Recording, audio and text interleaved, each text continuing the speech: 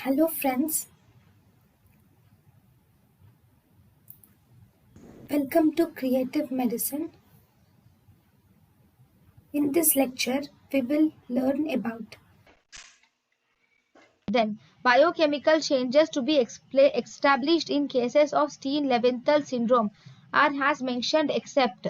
Biochemical changes in established cases of Steen-Leventhal syndrome include marked elevation of LH in contrast to FSH. True insulin resistance is seen. Elevation of plasma testosterone.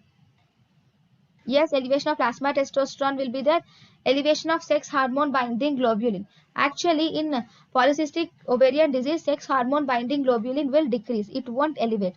So this is the wrong statement. Then, as regards to polycystic ovarian disease and hyperinsulinemia, true statements are hyperinsulinemia is observed in 40 to 80% of women with polycystic ovarian disease. Hyperinsulinemia stimulates hepatic synthesis of sex hormone binding globulin. No, it does not. Metformin causes hypoglycemia in normoglycemic women. Metformin causes hypoglycemia in normoglycemic women. No, metformin has many other health benefits. This is true. Metformin does not cause hypoglycemia either in normoglycemic individuals or also it does not cause hypoglycemia in diabetic individuals also.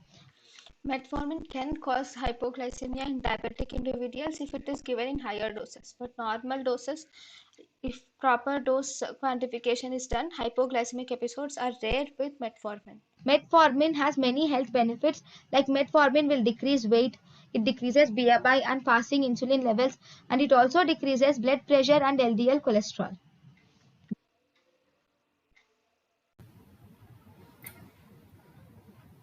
thank you and thank you for watching.